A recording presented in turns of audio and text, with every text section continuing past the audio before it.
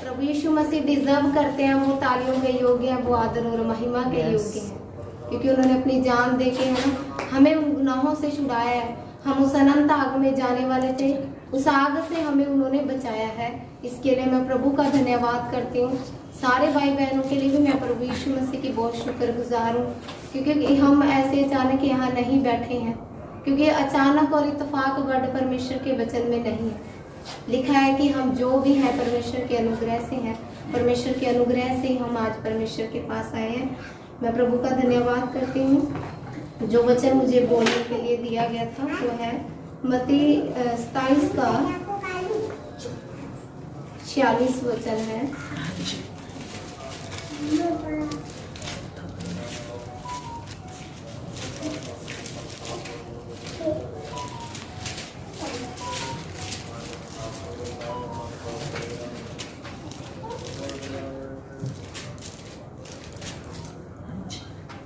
यहाँ लिखा है कि तीसरे पहर के निकट यीशु ने बड़े शब्द से पुकार कर कहा, एली एली लमा शबक्तनी, अर्थात हे परमेश्वर, हे मेरे परमेश्वर, हे मेरे परमेश्वर, तूने मुझे क्यों छोड़ दिया।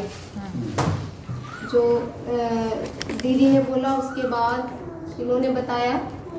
उसके बाद थर्ड वचन जो प्रभु यीशु मसीह ने सलीब पर ये बोला था कि हे मेरे परमेश्वर, हे परमेश्वर, आपने मुझे क्यों छोड़ दिया, है ना। हमें पता है कि परमेश्वर किसी को भी ऐसे नहीं छोड़ता। परमेश्वर सिर्फ एक ही वजह से छोड़ सकता है और वो है पाप। जब उसने अदन की वाटिका में छोड़ दिया आदम और हवा को, अदन की वाटिका से उन्होंने निकाल दिया था। अदन की वाटिका में आदम और हवा उस वाटिका की रक्षा करते थे, जैसे हमेशा हमें पास्टर जी बताते हैं। और जब वो पाप करके परमेश्वर से दूर हो गए थे तो परमेश्वर ने उनसे बोला कि आप लोग यहाँ से निकलो। तो परमेश्वर ने उस अदन की वाटिका के चारों ओर आग की ज्वालामयी तलवारों को जो घूमती थी उसके चारों ओर उसका पहरा ठहरा दिया कि तुम फिर इस अदन की वाटिका में वापस नहीं आ सकते। लेकिन आज के समय में प्रभु यीशु मसीह के द्वारा ही हमें वो मौका मिला है, अनुग्रह मिला है कि हम फिर से परमेश्वर के पास लौट आए हैं। पहले हम भटके हुए थे, है ना, बहुत सी ऐसी चीजों के पीछे जाते थे तो परमेश्वर है भी नहीं है। तो परमेश्वर जो है वो पाप के कारण ही हमें छोड़ता है। उस समय प्रभु ने कहा कि आपने मुझे छोड़ दिया। तो प्रभु यीशु मसीह जब क्रूस पर थे तो पिता ने उनसे पीठ फेर ली थी। वहां पर प्रभु ने ऐसा इसीलिए बोला क्योंकि वो जानते थे कि पिता के साथ उनका जो रिश्ता रखना वो सबसे ज्यादा इम्पोर्टेंट है।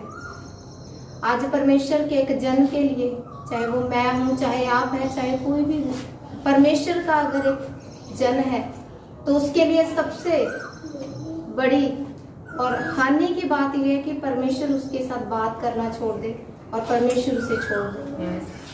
वो व्यक्ति प्रभु में रहते हुए प्रभु का काम तो कर सकता है, लेकिन अगर प्रभु साथ में नहीं है तो ये हमारे लिए बहुत दुख की बात है ना। तो हमें प्रभु को हमेशा साथ लेकर चलना है। जैसे प्रभु ने जब देखा कि पिता ने मुझे छोड़ दिया है ना, क्योंकि जो पिता परमेश्वर है, यहोवा परमेश्वर है।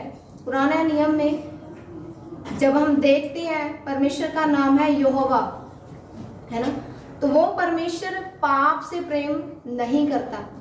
वो पापियों से प्रेम करता है लेकिन पाप से प्रेम नहीं करता।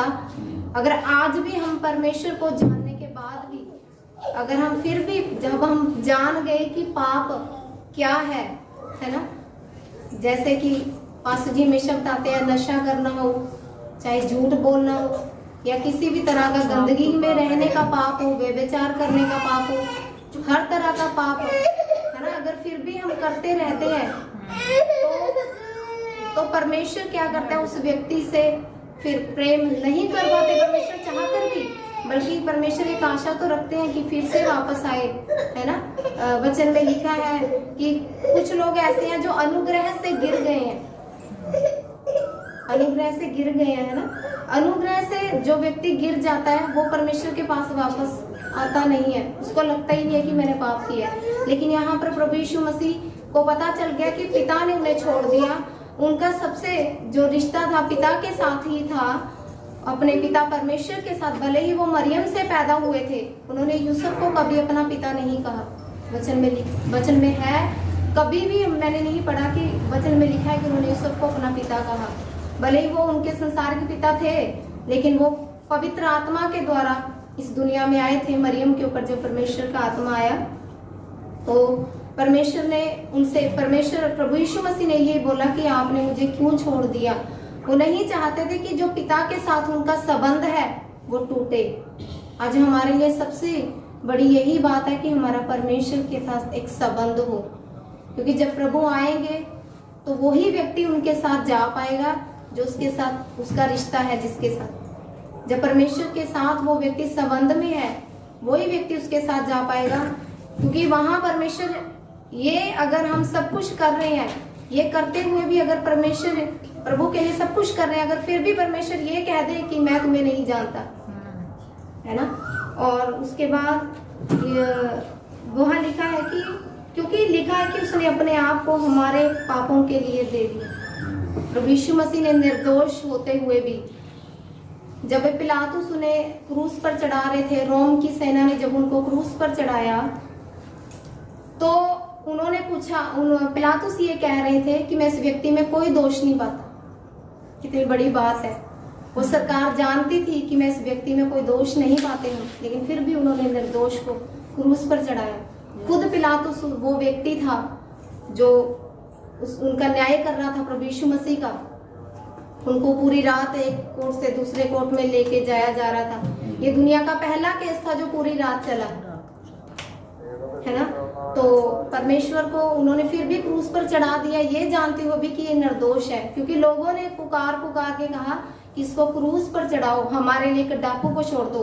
कितनी बड़ी बात है कि आज भी, मुझे याद है शायद क्रिसमस वाले दिन पास्टर जी ने बताया था कि कितनी बड़ी बात है, आज भी हम बुरी चीजों को अपने जीवन में रखते हैं, लेकिन हम परमेश्वर को, उन चीजों को हम कहते हैं कि ये हमें नहीं चाहिए, है ना।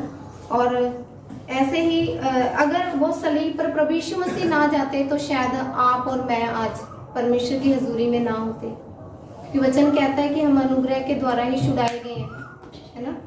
और हमारे पापों के कारण पिता ने प्रभु यीशु मसीह से मुंह फेर लिया, इसीलिए प्रभु यीशु मसीह सलीब पर भी जब हमारे पापों का बोझ लेकर लटके हुए थे तो भी वो पिता को पुकार रहे थे।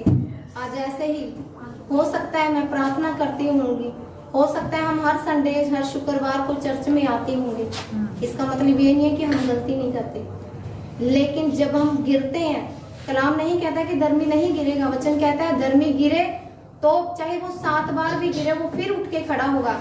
लेकिन जब हम गिरते हैं, अगर हम प्रभु के पास नहीं जाते, है ना, तो ये हमारे लिए गलत है। हमें जब भी हम गिरते हैं तो हमें प्रभु के पास ही जाना है। जैसे प्रभु यीशु मसीह ने भी यहाँ लिखा है कि ऊंचे शब्द से, यीशु ने बड़े शब्द से पुकारा, तो हमें भी परमेश्वर को ही पुकारना है ना।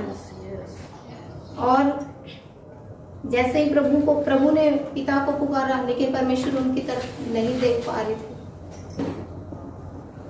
संसार, एक बात मैंने ये सीखी है अपने पिछले दिनों में, मैंने वचन पढ़ रही थी कि परमेश्वर जो है, जो संसार से क्रोधित है, संसार से वो क्रोधित है, लेकिन आप और मैं जो उसे जानते हैं वो हमसे क्रोधित नहीं है, वो हमसे नाराज हो सकता है, वो हमें कभी छोड़ नहीं सकता, क्योंकि उसने अपने वचन में वादा किया कि मैं ना तो तुम्हें कभी छोड़ूंगा, ना ही तुम्हें कभी त्यागूंगा। वो हमें छोड़ता नहीं है, लेकिन वो हमसे नाराज हो सकता है। कब? जब हम प्रभु की बात नहीं मानते, जब हमें पता है कि यहाँ पास्टर जी प्रचार करते कि हमें नशा नहीं करना, हमें ये चीज नहीं करनी, लेकिन फिर भी अगर करते, वो हमसे नाराज हो जाता है कई बार परमेश्वर। अगर आप किसी ऐसी जगह जाके, मान लो मैं या कोई भी ऐसी जगह जाके बैठ रहे हैं जहाँ 2 व्यक्ति ड्रिंक करते हैं, वहां बैठ के खाना खा रहे हैं, ये मैं अपने पर्सनल जीवन की बात कर रही हूँ, तो परमेश्वर हमसे हमारे साथ नहीं आएगा। अगर हम ऐसी शादियों में जा रहे हैं जहाँ दारू पी जा रही है ना, दूसरे गानों पे जैसे डांस हो रहा है, ये चीजें सारी, तो परमेश्वर वहां हमारे साथ नहीं आएगा। हम ये एक्सेप्ट नहीं कर सकते प्रभु से कि जो जगह प्रभु को पसंद नहीं है, जो चीजें प्रभु को पसंद नहीं है, उन चीजों में परमेश्वर हमारा साथ दे, ये कभी नहीं हो सकता। वो अपनी ही इच्छा के अनुसार, प्रार्थना में भी लिखा है कि परमेश्वर की मर्जी के अनुसार हम जो कुछ उससे मांगते हैं वो हमें देता है। है ना। प्रभु के एक महान दास हुए हैं डीएल मोदी जी, है ना। उन्होंने कहा है कि अगर उन्होंने अपने पुत्र को नहीं छोड़ा क्रूस पर तो वो हमें भी नहीं छोड़े। हो सकता है हम आज आशीषों के बारे में सुनते हैं, परमेश्वर हमें आशीष देते हैं, परमेश्वर हमसे प्यार करते हैं, लेकिन अच्छा है कि हम परमेश्वर का जो यहोवा परमेश्वर का स्वभाव है, जब इजरायली पाप करते थे तो परमेश्वर उनसे बहुत क्रोधित हो जाते थे, उन्हें ऑन द स्पॉट दंड मिलता था। लेकिन आज ऑन द स्पॉट दंड नहीं है। वचन में लिखा है कि बुरे काम करने की सजा है, भले ही देर से है लेकिन है।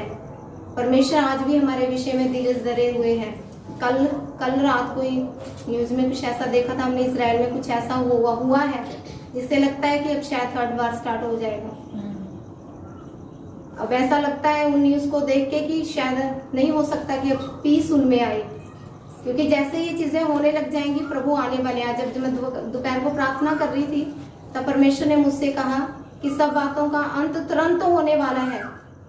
इसीलिए मैं ये बातें शायद नहीं बताना चाहती थी, लेकिन पता नहीं मेरे अंदर से ये बातें कैसे निकल रही हैं, है ना। जैसे मैं हमेशा ऐसे कहती हूँ कि मैं जल्दी कोई बात शेयर नहीं करती किसी से, तो मुझे प्रभु ये कह रहे थे प्रार्थना में कि अब सब बातों का अंत तुरंत होने वाला है, इसीलिए संयमी होकर प्रार्थना में सचेत रहो, है ना। बहुत जल्द प्रभु आने वाले हैं, इसीलिए हमें अपना टाइम जो है यहाँ वहाँ बैठ के फालतू में हमें खराब नहीं करना है, क्योंकि परमेश्वर के स्वर्ग में भी एक घड़ी चल रही है। लिखा है कि जो जिसे जो दिया गया उससे वो लिया भी जाएगा। समय परमेश्वर ने हमें दिया वो हमसे लेगा।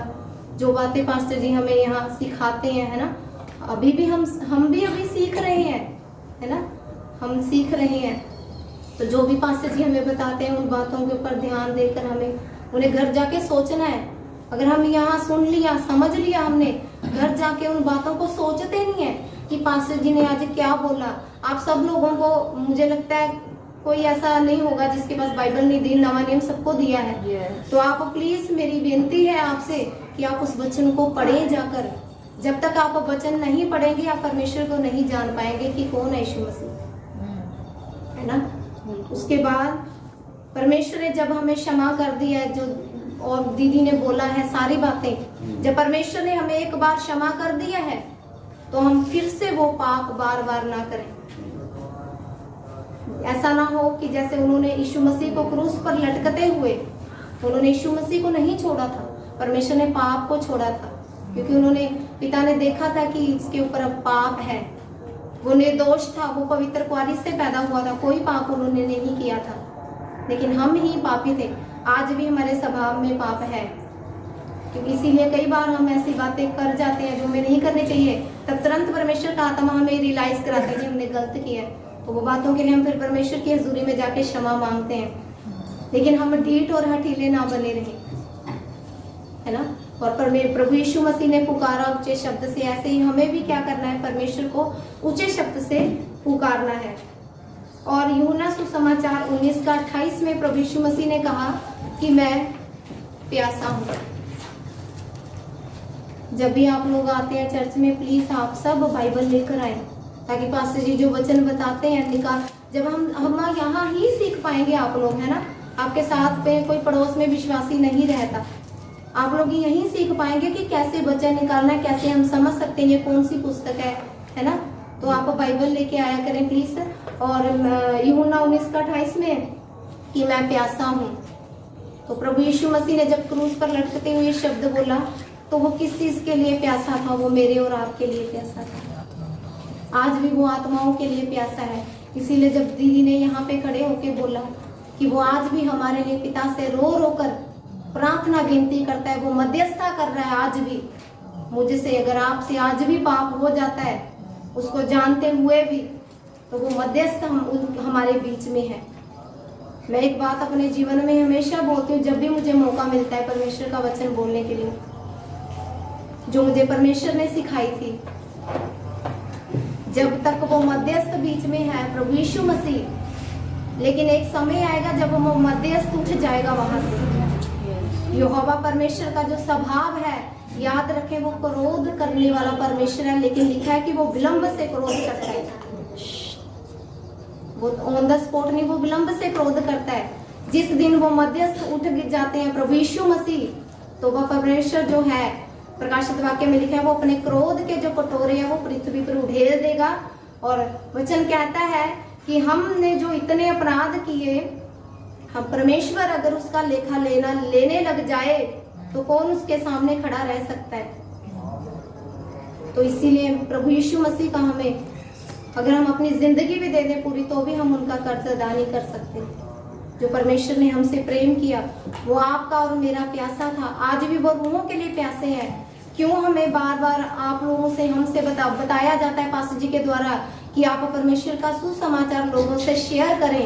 हो सकता है आपके और मेरे एक बार लोगों को वचन बताने से, यीशु मसीह के बारे में बताने से कोई सुसाइड करने वाला हो वो शायद बच जाए, क्योंकि मेरे जीवन में ऐसा हुआ है। एक दिन कोई था, वो बहन थी, सुसाइड करने वाली थी। उसने अपनी चुन्नी पंखे के ऊपर सिर्फ बांधी ही थी, उसी समय मेरा फोन चला गया। और उस टाइम शायद उनके साथ मेरी बात 5 या 6 साल के बाद बात हुई थी।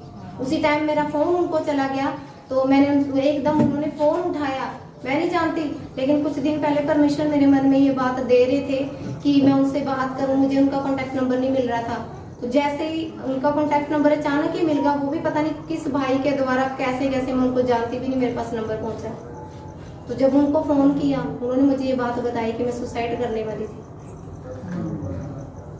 देखो परमेश्वर ऐसा है, क्योंकि वो नहीं चाहता कि हमारी आत्मा जो है वो नरक में जाए। आज भी परमेश्वर यीशु मसीह तभी हमारे लिए चिल्ला चिल्ला कर विनती कर रहे हैं, है ना, कि हम बचाए जाएं। और जब सामरी स्त्री, है ना, आप लोग नहीं जानते होंगे शायद, यूहन्ना सुसमाचार 4 में लिखा है, प्रभु यीशु मसीह सामरी स्त्री के पास आए, उन्होंने कहा कि मुझे पानी पिला,